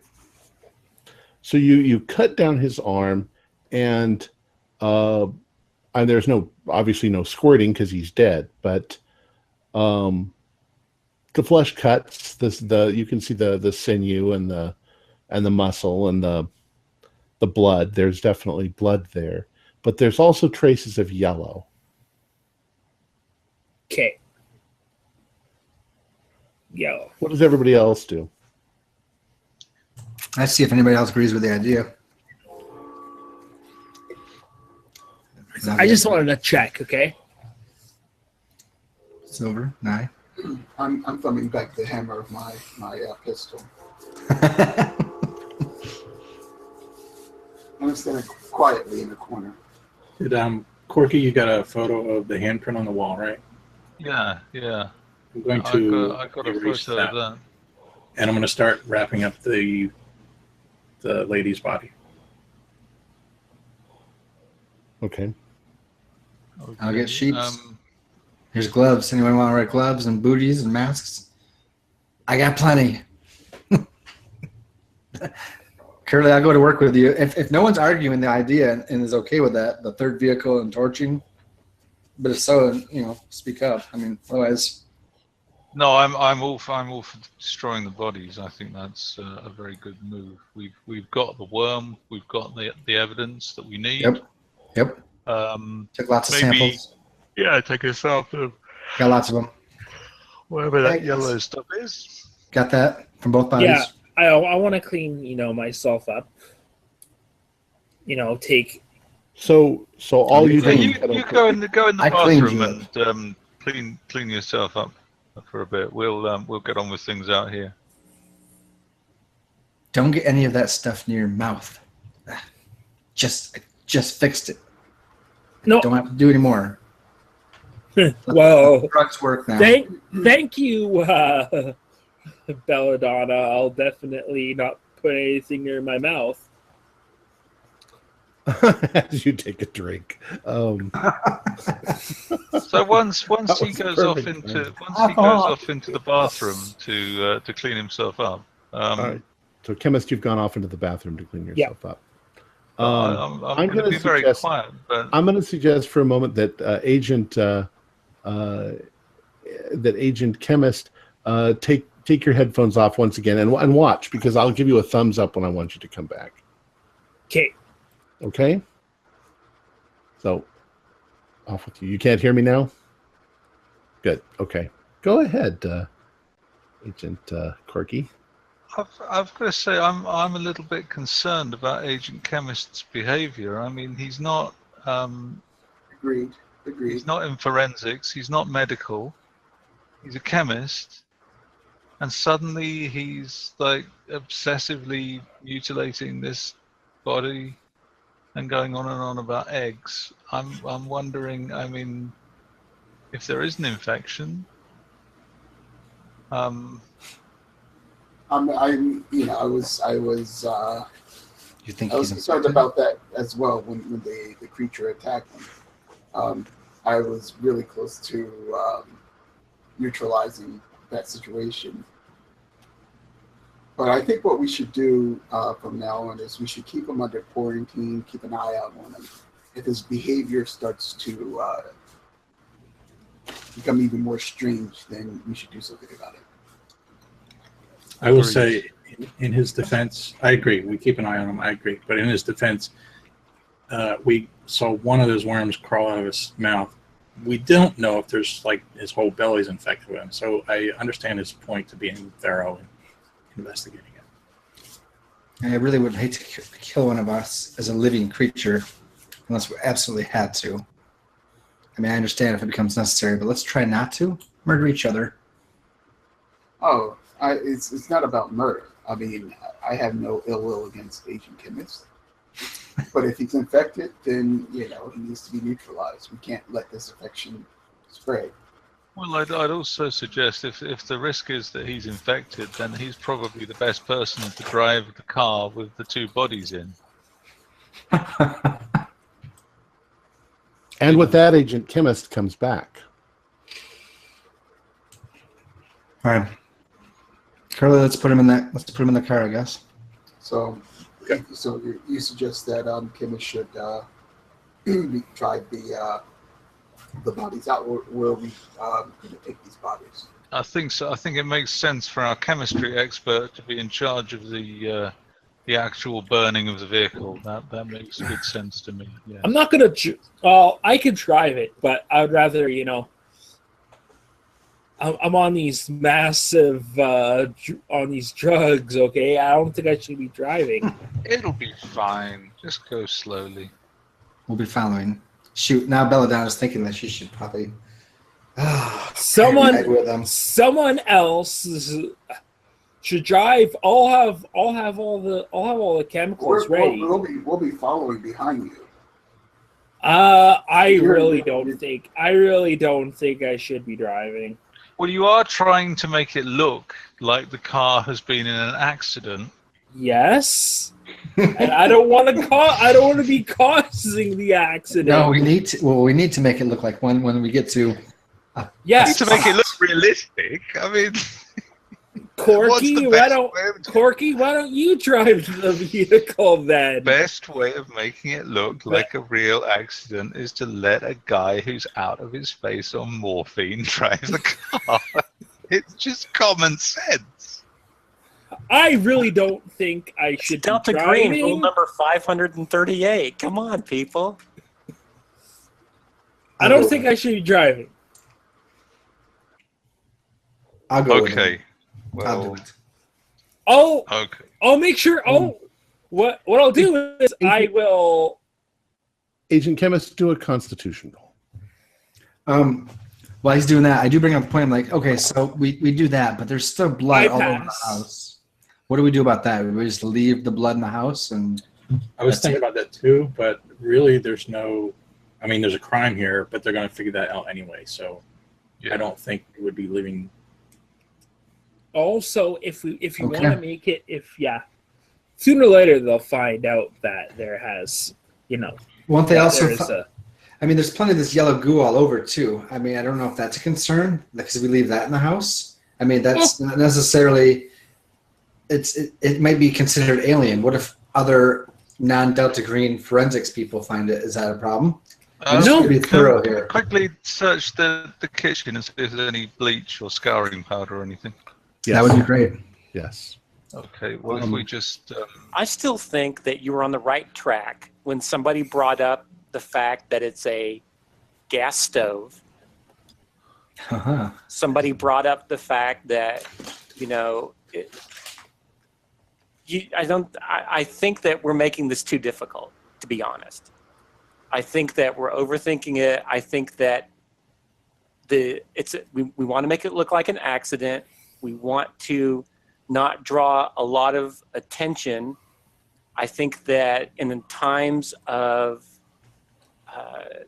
natural disaster, I think that there's a case to be made for freezing pipes, for damage through the cold to the house. I mean, there's got to be somebody here with some sort of engineering or mechanical or something that we can make this look like an accident. We can kind of, get the hell out of here, slowly. We don't need to take Skip's car.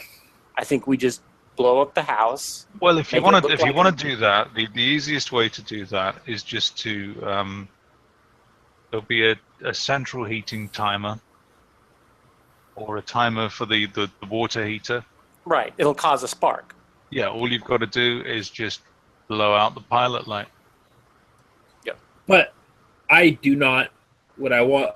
But I want to make sure. I like the idea of taking the car.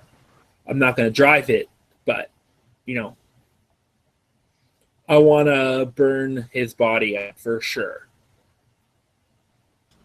So should we do it democratically? Should we vote? Somebody can just give me a ride back to the hotel, because I think this is going to turn into a clusterfuck very quickly.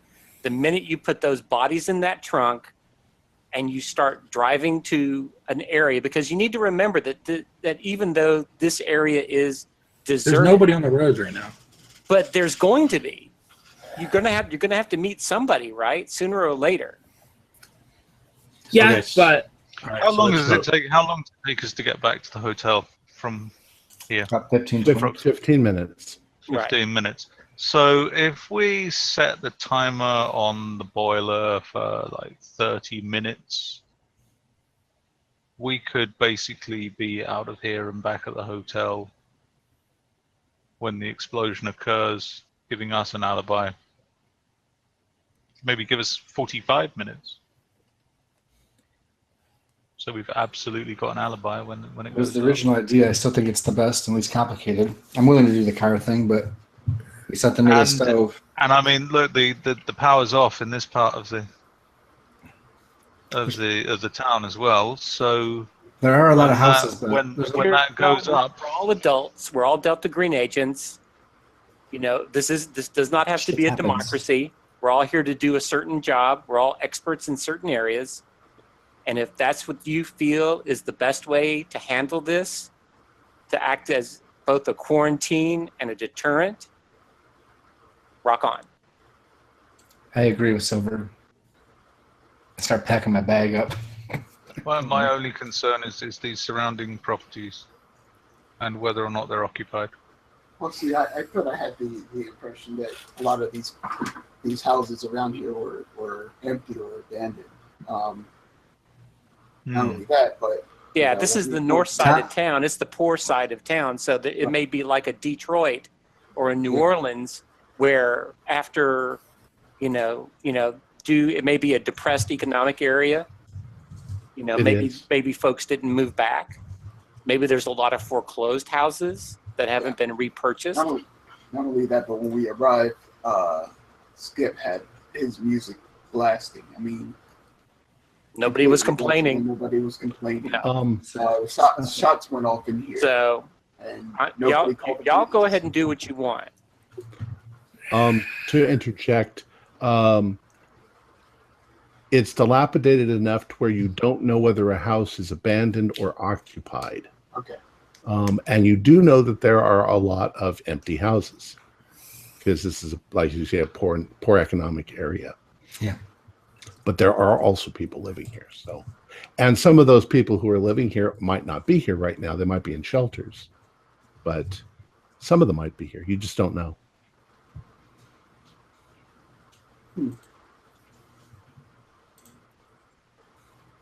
So for the record, I'm against this, and if that's the decision, I'm going to be waiting out in the car, Against what? burning the house down. Well, let me know. Let me know what you guys decide. I can try to rig something up, but let me know what you guys decide to do. I am for it if we're gonna call it the votes here. But I want to get out of this house. It's really disgusting, and I'm like putting on this sanitary lotion at this point with all the gloves off. It is Like, fairly disgusting. Lathering up. My idea is take the vehicle and take it on the side of the highway or the side of the road and just burn it. Sounds like those drugs are starting to work on you. How do you feel? Are you feeling drowsy? Well, I feel good. The best I ever. It's like I've been higher than a kite. Really? I say do it now, but that's my opinion. All right. And I think Belladonna's got to leave at this point because she's just had enough and it's gross. Yeah, I think. I mean, if we're going to burn the bodies, if we're going to do it, then I think making it look like a gas explosion would give us the opportunity to do it on a delayed timer, which means that we could do it and be away from this area when it happens, which would give us an alibi, which minimizes our involvement to the whole thing. All right. Well, then I'll do it then. So I'll start to try to rig something up in the house. Turn the gas pilots on and everything like that. Set the microwave on a particular timer, like an hour timer before it cuts along. Put some. We should probably douse the bodies with gasoline as well. Yeah. Also, thermite is the best. Do we have any thermite? Yeah, thermite would require both iron oxide and aluminum, and I'm not sure that you would have those on you at this point. What about in the house? Well, iron oxide would be the hard. We got an aluminum foil. Oh, it'd have to be powdered aluminum. Right, it'd have to be powdered. So I don't think that you have the stuff to make thermite in the house. There are plenty of household chemicals that will burn, however. Mm-hmm. Can I make a chemistry roll to see if I can make something that is sort of similar to thermite, but That's kind of. You could make a rudimentary napalm with gasoline and cat litter. But where are we going to get cat litter? Agent Curley has left the house. He's gone outside. I'm not too far behind at this point. Okay.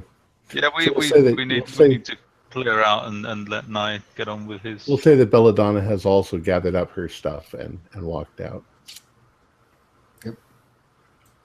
I'm going to go outside and have a cigarette and wait for the ride back to the presidential suite. Okay. So, Nye, chemist, and Corky are still in the house.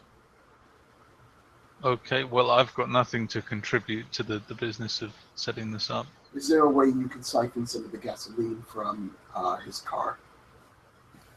Oh yes. Is there a gas tank in the trunk of the car? First of all. You mean like a spare can of gas? Gas can? Well, no, just a gas can, whether there's any in it or not. There's no gas can in the car. No. No gas can in it. In which About case, like a gas can for like the lawnmower, or is there a garage or something? There is a garage. So there may be gas in the lawnmower. There may be a gas can for the lawnmower. Okay. So you're gonna look in the garage?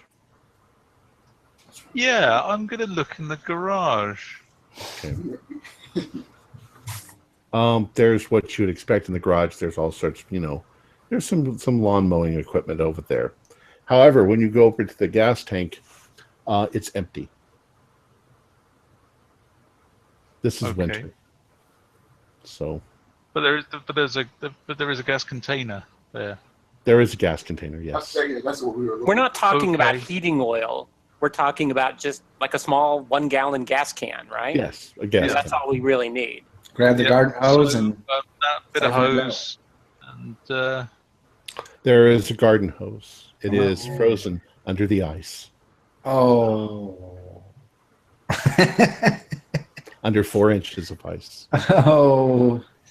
muddy funster. You want one of my surgical tubes? I don't know if it's gonna work. Oh look, there's gonna be like there's gonna be all sorts of things under the sink. Anything that says flammable that's under the sink will pour on the bodies. Let me make it a little easier on you. When you looked in the cabinet, you saw a 1965 brandy, that's it. 9-star brandy, top of the line brandy, but you know that would burn like gasoline. Oh man, what a waste. That's what you got. Hang on, is it brandy or cognac? It's. Oh, you've set the smoke alarm off now. I told you not to. No, it's an amber. Disable the smoke alarms before the amber alert. Corky, I think you gotta be like, you gotta take a drink for yourself, and then you pour one on your homies. Which would be better, brandy or cognac? It's cognac. It's cognac. Oh, you gotta have a drink first. I mean, that's just humanity.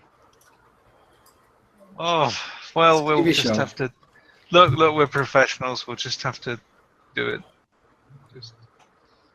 Okay. So you use a flammable liquid. Particularly in his mouth and the wound.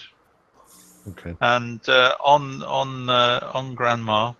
Okay. Also in the principal wound and around her mouth. Okay. Man, her breast. Is there any cooking grease? I'm pouring. I'm sorry. 50-year-old cognac on a dead old lady's breast. I for one, when I joined Delta Green, I never thought that phrase would come up, did you? Panning out like this. To be absolutely honest with you, I expected more from my life. Join Delta Green. Be all that you can be. I bet James Bond never had to do that. Be a gerontophile breast arsonist. Agent Nye, you had something to say? Sorry. I was wondering if there's any cooking oil. Cooking oil? Yes, there would be cooking oil.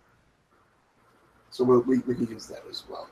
And that's a bit thicker. Its consistency is a bit thicker, which will burn longer. Yeah, that would need something that would wick. And, of course, the bodies themselves would wick the oil, almost like a candle flame. All right, so let's assume that you have rigged up some sort of a device. How long do you want it to go? We can do about an hour before it goes. That gives us plenty of time. Maybe a half hour? I mean, the idea would be to set a timer on the microwave, put a bunch of aerosol cans inside the microwave, and when the timer gets down to 0, it'll cut on the microwave. I don't actually know of a microwave that you can set off to go automatically at a future time. That I've never heard of something like that. I know that you could set an oven to go off at a certain time. A dishwasher you can set to go off. I think there is a way you can you could say power 0, and then you can enter like there's a way you can do interval timings. You know what I mean? That might actually work. That's really smart. So it like runs for 15 minutes on power 0, right? And then it goes up to a power 100. And then it goes to power 10.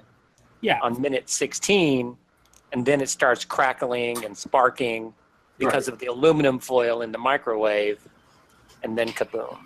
Okay. We'll say that's what you rigged that up. And you said an hour. So you've rigged it up so that it'll go off in an hour. Excellent. All right. We will assume then that you all get into the car. You have 2 vehicles. Who gets into each vehicle? I have the keys for the one. I'll be with Belladonna. I am not driving, and I will be in the back. We'll say vehicle 1 and vehicle 2. Who's in vehicle 1? What's the... It would be 3 of you in each vehicle, or 2 and 4. I think number 2 would be probably the second one that came there, maybe, and that's the one I drove and I have the keys. So I would take driver of vehicle 2. I was waiting with you, I guess, out in the car. I'll be with Agent Nye. No, you're not. I'm going to be. Okay, I'm sorry. Vehicle 2 has Belladonna and Belladonna, Curly, and myself. Okay. I guess I'm regulated to the other vehicle. I look at Agent Quirky, give him sort of a eye nudge over to the chemist. I'm like, keep an eye on him, make sure he's okay, make sure he doesn't get behind the wheel with all those drugs going through his body now. He's feeling good right now, so just keep an eye out on him. All right. And where are you guys? You're driving back to your hotel? Mm-hmm. I think so. All right. Vehicle 1, Corky, Silver, and Chemist. Vehicle 2, Belladonna, Curly, and Nye. And what about Silver? Silver is in 1. Okay.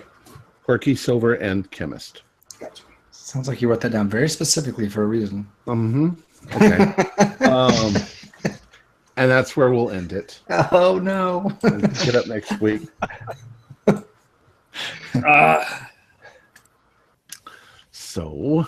Oh, shit.